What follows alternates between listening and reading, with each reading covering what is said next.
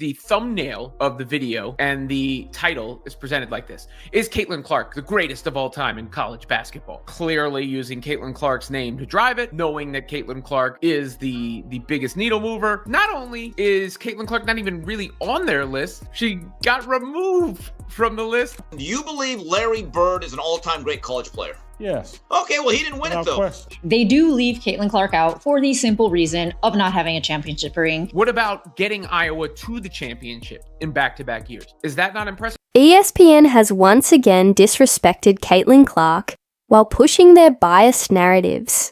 Only strike against Caitlin Clark is that she has not won a national championship. And that is the only thing that you can put against her. Caitlin Clark took Iowa to back-to-back national championship games. Clark was entirely excluded from their list of the top 5 greatest women's college basketball players of all time, just when you thought they couldn't get any worse. But I do find it interesting that they do tout off all her accomplishments, records that have not been broken by anybody else, and they still cannot consider her in the top 5 best category. And their excuse for downplaying her lack of a championship? When it comes to Caitlin Clark, the same network that hypes up male players as legends, regardless of rings, suddenly decides that championships are the only thing that matters. I just don't understand how you can see someone doing more with less in some aspects, but in this one, you can't see it, you can't give them credit for that. We're not falling for their deception. In this video, we're uncovering how ESPN is deliberately downplaying Caitlin Clark's legacy by pushing their own biased agenda. Watch as we expose their favoritism and break down every contradiction one by one. Clark is being used as like a ploy. You know, they got to put Caitlin Clark's name in the title. They got to make sure, you know, you think you're watching something about Caitlin Clark, and then the rug is kind of pulled out when it's actually like, nah, she's not even in the top 5. When ESPN conveniently left Caitlin Clark off their all-time top 5 list for women's college basketball, using her lack of a championship ring as the excuse, their bias was clear. The problem? This so-called rule has never applied to other players in their rankings. They've honored countless male and female athletes who never won a title. But when it comes to Clark, suddenly, championships are the only thing that matters. If that's your number one criterion, if you don't win a championship, you can't be on any list, fine. She made the point that Caitlin has exploded the game bigger than anybody else. That's part of the significance, and I guess you could say the greatness. Take 2 of the most legendary college athletes in history, Oscar Robertson and Pete Maravich. Neither ever won a national championship, yet ESPN had no issue ranking them among the greatest of all time. Meanwhile, Caitlin Clark shattered records and made history by leading her team to back-to-back national championship games.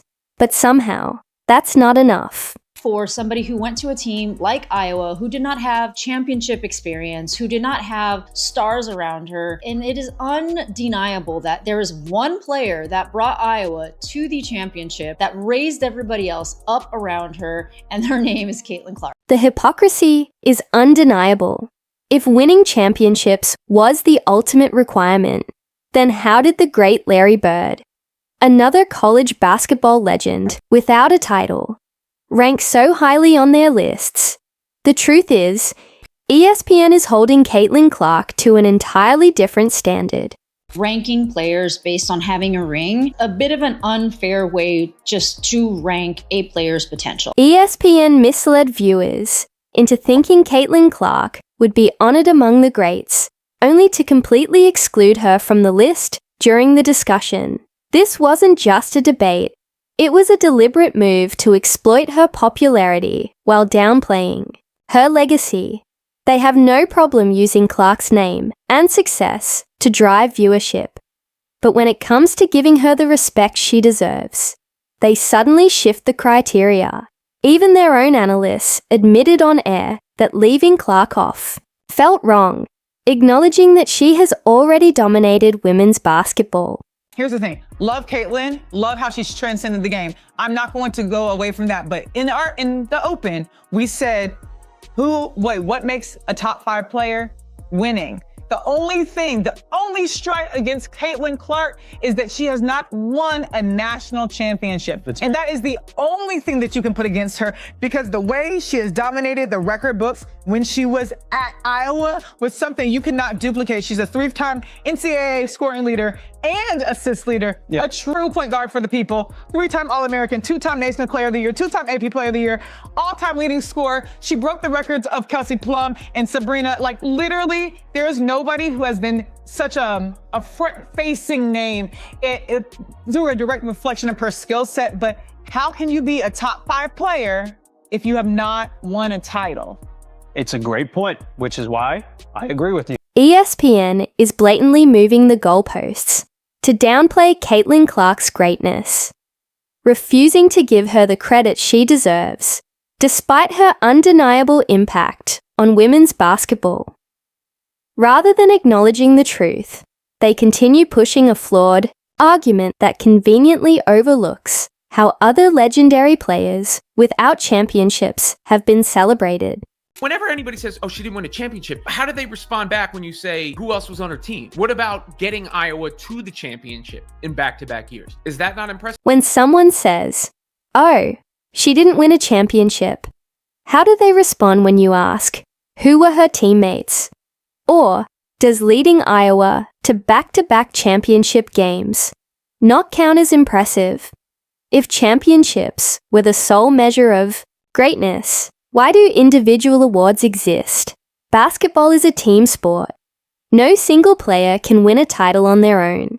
If you don't think that Caitlin Clark is one of the top 5 basketball players of all time, but for the simple reason of not winning a championship, I do have to disagree. Championships are definitely a team recognition. They are something that a team does together and accomplishes. Beyond her dominance at Iowa, Clark shattered records, elevated the game, and carried a program with no championship history to back-to-back national title appearances.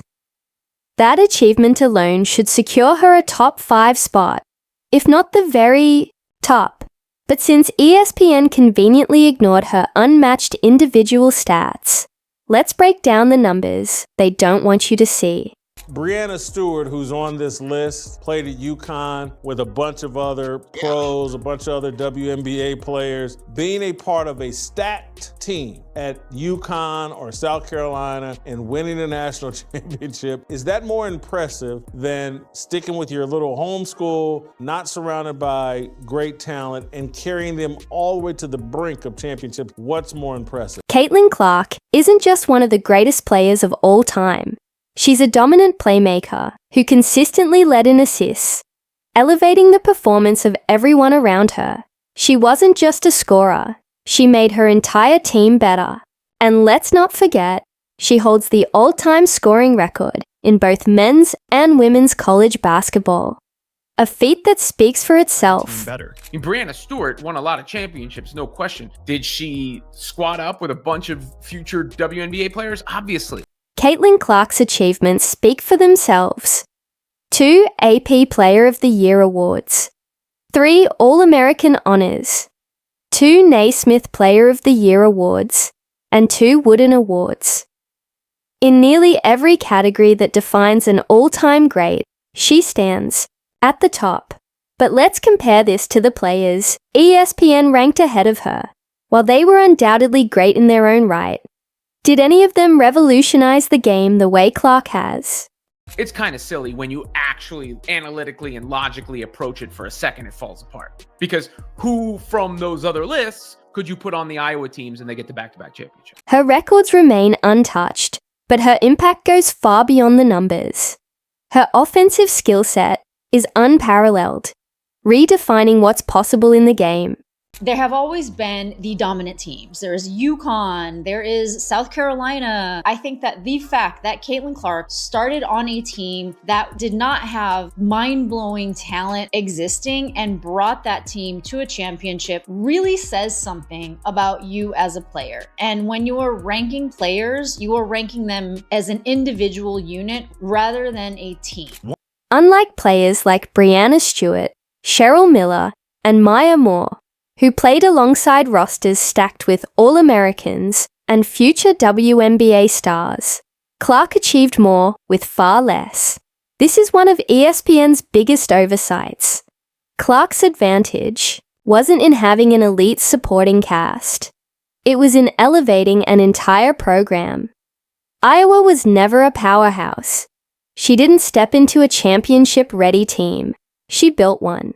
A lot of times, you as an individual can really raise that team up and bring them to a championship. Breanna Stewart, who was ranked #1 in the top college basketball players of all time, but if she would have been on an Iowa team, would she have been able to win that championship also? Consider Breanna Stewart at UConn.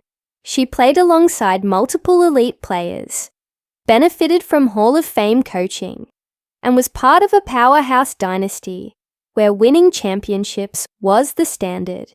Now ask yourself, if Clark had been in Stewart's position at UConn, would she have led that stacked roster to consecutive national titles? And if Stewart had played for Iowa instead, would she have been able to carry that team the way Clark did? The same applies to Cheryl Miller, who competed at USC alongside future Hall of Famers. Clark didn't have the luxury of an all-time great supporting cast. She built a contender from the ground up. The Mist, which is Breanna Stewart's team, is the second to worst team in Unrivaled. And Breanna Stewart, with her talent, with her just winning a championship WNBA ring on the Liberty, did not raise that team to any high level in Unrivaled herself.